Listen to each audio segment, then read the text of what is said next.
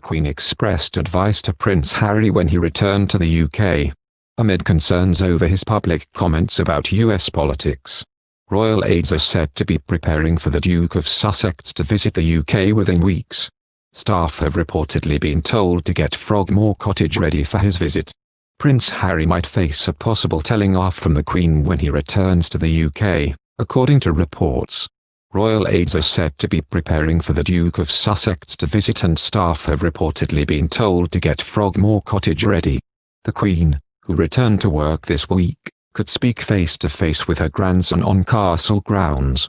An insider said even though Harry would have to self-isolate for 2 weeks, if he returns from the US, the estate is large enough for talks in a socially distanced way.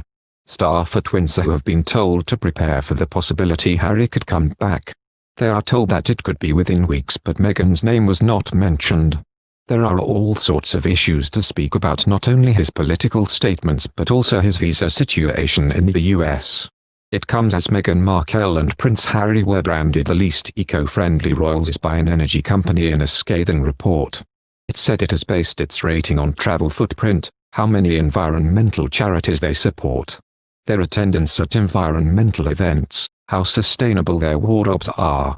Prince Harry could face a scolding by the Queen amid concerns over his public comments about US politics as royal staff prepare for him to return to the UK. It is thought that palace staff have been told to ready Frogmore Cottage for the imminent return of the Duke without mention of Meghan Markle. The Queen is likely to meet with Harry at her HMS bubble at Windsor after she returned in order to resume audiences and small engagements.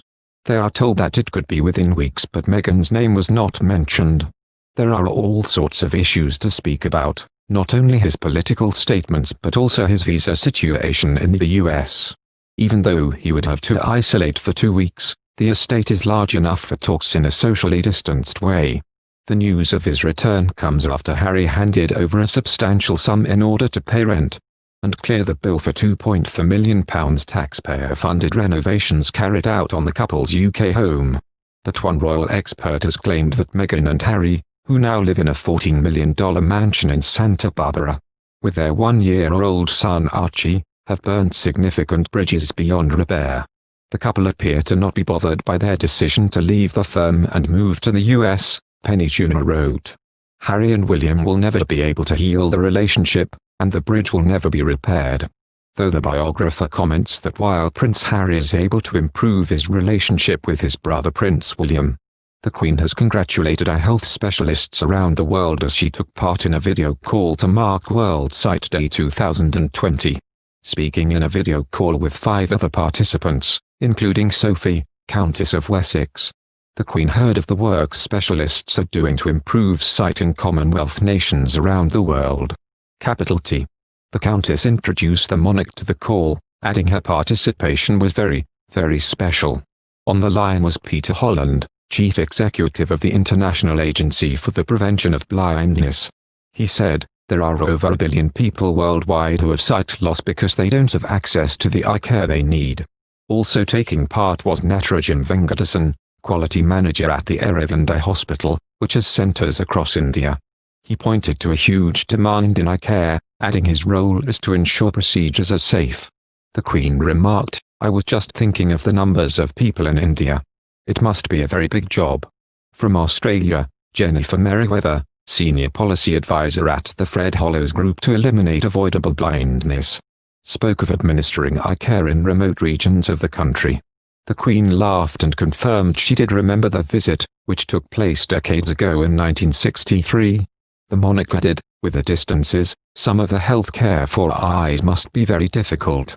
Dr. Jalikatu Mustafa, an ophthalmologist in Sierra Leone, added eye surgery can grant people their agency, their dignity. She added, "It's what makes our work worthwhile every single time." The Queen responded by praising all of the participants in the call for the work they carry out. She said, "I must say, I am very impressed by all the work that is going on. Well done." Twitter users praised the call, with one writing, "Queen Elizabeth certainly appears to be wonderfully alert, engaged, and youthful at 94 years old." Introducing the call, the Countess of Wessex said she had spoken with the Queen on the issue of eye care before. "Indeed, The Countess is a patron of Vision 2020, the Right to Sight, and is also Global Ambassador for the International Agency for the Prevention of Blindness, IAPB. According to the royal family website, she visited Qatar in 2013 in order to highlight global issues around preventable childhood blindness and the need for funding eye health programs. Conversations between the IAPB and the state of Qatar resulted in the Qatar Changing Vision initiative. In addition, the Qatar Development Fund also pledged $8 million, £6,130,000, of funding towards the initiative during another visit by the Countess 2 years later. Thank you for watching. If you like our video, would you please help us like, share and subscribe our channel. Wish you happy to see our videos. Thank you very much.